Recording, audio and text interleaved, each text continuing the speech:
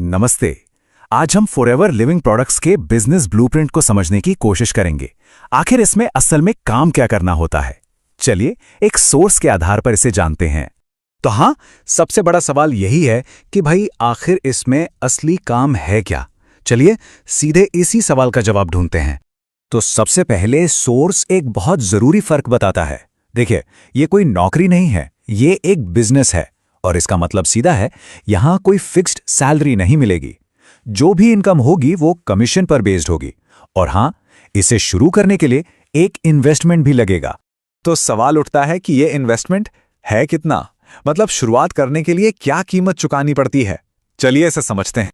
Source के मुताबिक भारत में इसे शुरू करने के लिए कम से कम लगभग 5,000 रुपए के प्रोडक्ट्स खरीदने पड़ते हैं।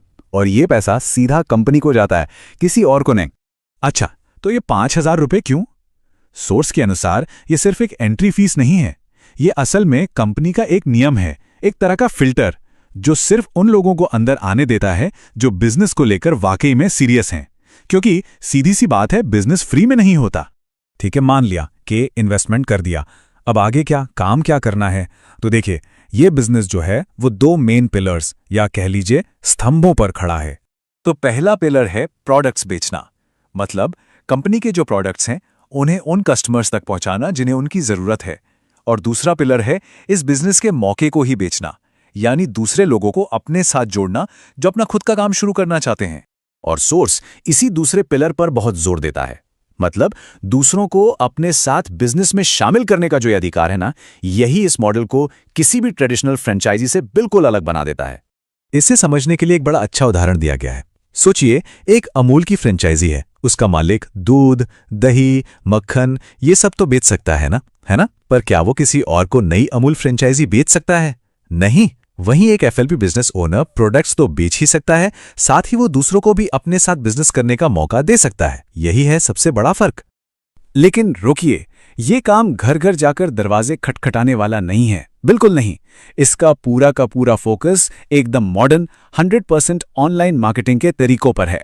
तो ये ऑनलाइन मार्केटिंग होती कैसे है? इसके 2 मेन तरीके बताए गए हैं। पहला है ऑर्गेनिक मार्केटिंग, जो कि बिल्कुल मुफ्त है, मतलब यूट्यूब, इंस्टाग्राम, फेसबुक पर कंटेंट बनाना। और इसमें यह भी ऑप्शन है कि चेहरा दिखाएं या ना दिखाएं। दूसरा तरीका है इनऑर्गेनिक मार्केटिंग, जिसमें पैसे लगते हैं, यानी पेड एड्स चलाना। सोर्स कहता है कि इन दोनों ही तरीकों की प्रॉपर ट्रेनिंग भी दी जाती है।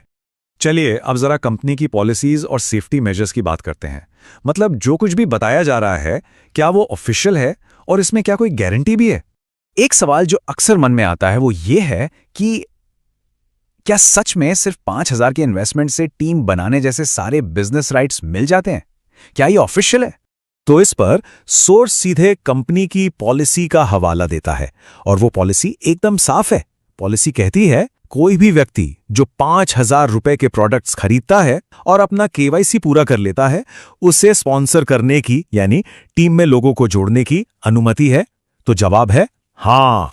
ये पॉलिसी, जिसका पॉइंट नंबर 3.04 है, बताया गया है कि 21 जनवरी 2021 को लागू की गई थी। तो रास्ता एकदम सीधा है। स्टेप 1, 5,000 या उससे ज्यादा के प्रोडक्ट्स खरीदें।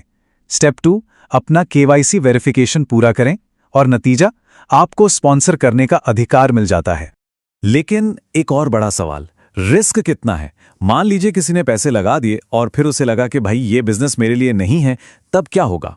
तो इसी रिस्क को कम करने के लिए कंपनी 30 दिन की मनी बैक गारंटी देती है। इसे ऐसे पेश किया जाता है कि जो शुरुआती फैसला है वो एक तरह से रिस्क फ्री हो जाए।